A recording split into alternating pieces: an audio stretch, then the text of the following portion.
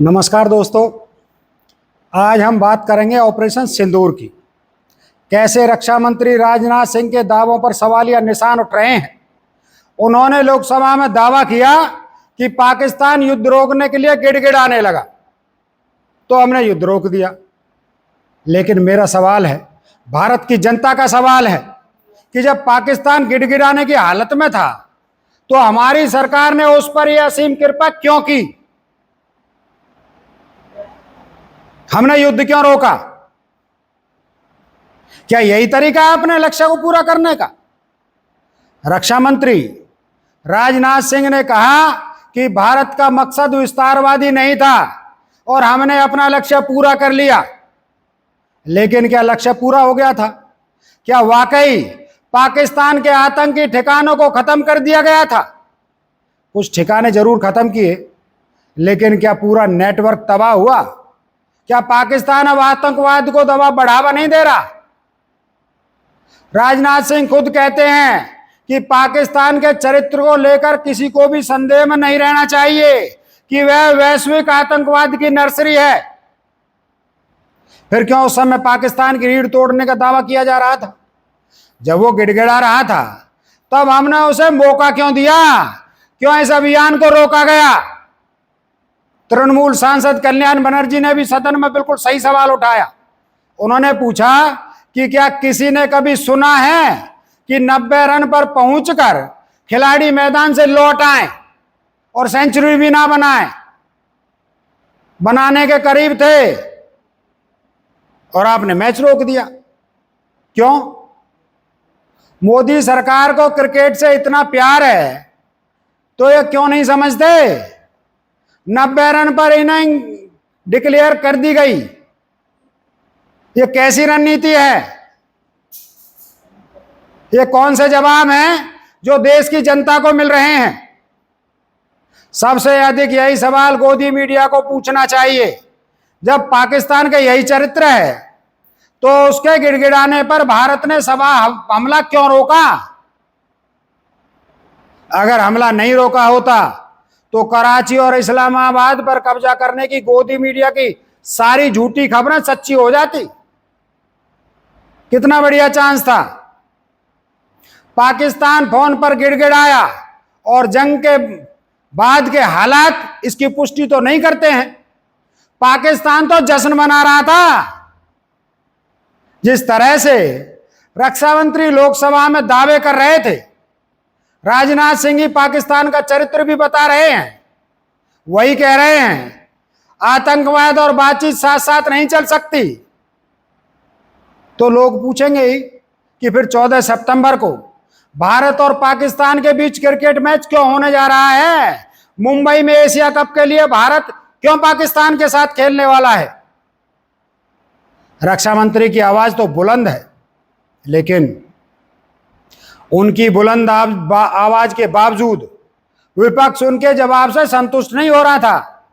जैसे ही उन्होंने कहा कि पाकिस्तान के इलाकों पर कब्जा करना भारत का मकसद नहीं था, कांग्रेस के गौरव गोगोई ने पलटकर पूछा कि क्या आपको पीओके पाकिस्तान अधिकृत कश्मीर नहीं लेना चाहिए था? आपको बता दें, भारतीय जनता पार्टी के तमाम नेता पीओके पर कब्जा करने की बात करते थे, दावे करते थे कि इस बार हम वहां तक पहुंच जाएंगे। आप ये खुद कह रहे हैं और आज हालात देखिए। आज हमारा मकसद युद्ध का था ही नहीं। हम पूछना चाहते हैं क्यों नहीं था? होना चाहिए था। आज उन्होंने खुद कहा कि हमारा मकसद जमीन लेने का नहीं था। क्यों नहीं था?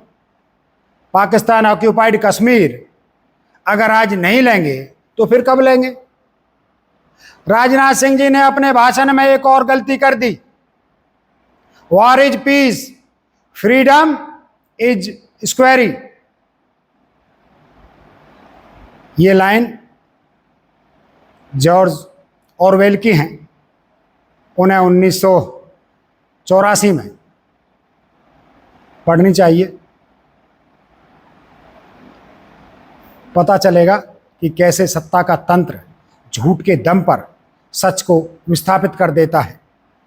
एक काल्पनिक शत्रु खड़ा कर देता है जिसमें लगातार लड़ने का भ्रम फैलाता है। हमने कभी भी किसी की 1 इंच जमीन पर आज तक कब्जा नहीं किया है। हम ये भी जानते हैं कि युद्ध अपनी बराबरी वालों से करना चाहिए, ऐसा गोस्वामी तुलसीदास जी ने लिखा है। गोस्वामी तुलसीदास जी कहते हैं कि नीति ऐसी ही है और होनी चाहिए, प्रीति और वैर बराबरी वालों से ही करना चाहिए। शेर यदि मेंढकों को मारे तो उसका संदेश बहुत अच्छा नहीं जाएगा।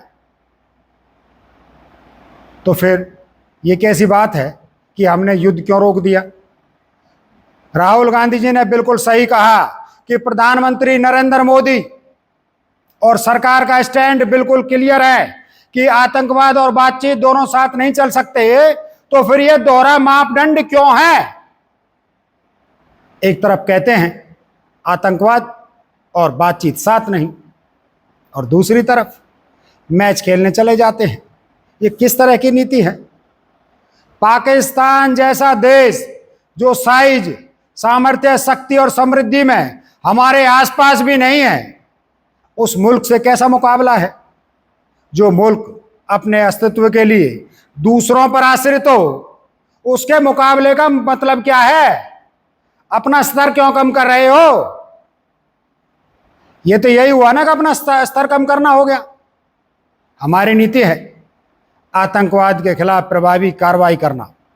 हमारा पाकिस्तान विरोध उनकी आतंकवाद की नीति के कारण है। तृणमूल कांग्रेस के सांसद ने इस पर सरकार को घेर लिया। कल्याण बनर्जी ने कहा, आप ट्रंप के सामने बोलने से क्यों घबराते हैं? आपका सीना क्यों सुकड़ जाता है? विपक्ष के सदस्य भी कम हमलावर नहीं थे। ट्रंप के सामने भारत क्यों चुप रह गया? 27 बार बोला है कि मैंने सीज फायर करवाया है।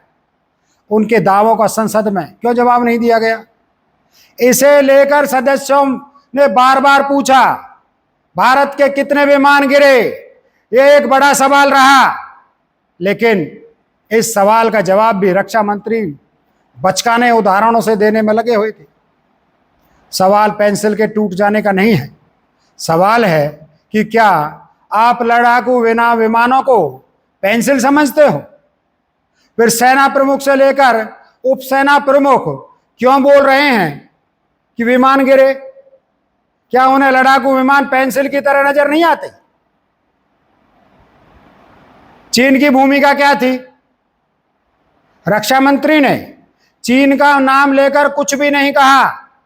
ऑपरेशन सिंदूर में पाकिस्तान के पीछे चीन ने किस तरीके से भूमिका निभाई, इस पर तो कुछ कहना था। चीन की क्या भूमिका थी, इस पर इनके भाषण से कोई जवाब नहीं निकला, बल्कि खुद उन्होंने याद दिलाने की कोशिश की कि चीन के समय युद्ध के दौरान विपक्ष ने उस समय की सरकार से क्या सवाल पूछे थे। 1962 में अध्यक्ष महोदय, चीन के साथ हुए युद्ध में जब दुखद परिणाम आया तो हमने उस समय की सरकार से यह पूछा था, लेकिन वह प्रश्न यह था कि हमारे देश की धरती पर दूसरे देश का कब्जा कैसे हुआ। आज भी वही सवाल है। इस बार विपक्ष पूछ रहा है कि जब भारत ने बढ़त बना ली थी तो फिर सीज फायर क्यों किया। इस बार विपक्ष वैसा ही तो सवाल कर रहा है कि कितने विमान गिरे, क्यों गिरे, इसमें चीन की क्या भूमिका थी। आज राष्ट्रपति ट्रंप खुद कहते हैं कि 5-6 जेट गिरे। एक एक जेट करोड़ों अरबों रुपए का है, मिलियंस का है। इसलिए हम जानना चाहते हैं, आज हमें स्पष्ट रूप से आदरणीय राजनाथ सिंह जी बताएं, देश पर विश्वास करें, देश में वो साहस है सच सुनने की। आज आप बताएं कितने लड़ाकू जहाज गिरे। यदि किसी परीक्षा में कोई बच्चा अच्छे मार्क्स लेकर आ रहा है तो हमारे लिए उसके मार्क्स मैटर करने चाहिए। हमें इस बात का ध्यान नहीं रखना चाहिए कि एग्जाम के दौरान उसकी पेंसिल टूट गई थी या उसकी पेन खो गई थी। बात पेंसिल की नहीं है। क्या ये सवाल इतने मामूली हैं कि लड़ाकू विमानों के गिरने की तुलना पेंसिल से कर दें और निकल जाएं? ऑपरेशन सिंदूर विजय यात्रा निकाली गई। आज संसद में राजनाथ सिंह अपनी बुलंद आवाज में सरकार का बचाव कर रहे थे। जब प्रधानमंत्री मोदी ऑपरेशन सिंदूर की विजय यात्रा निकाल रहे थे, उसमें आपने रक्षा मंत्री को देखा था क्या? पेट्रोल पंप पर जो पोस्टर लगाए गए थे, उन पोस्टरों पर आपने रक्षा मंत्री की तस्वीर देखी थी क्या? नमस्कार, मैं राहुल गांधी जी, और हम हमेशा सच के साथ खड़े रहेंगे। जय हिंद।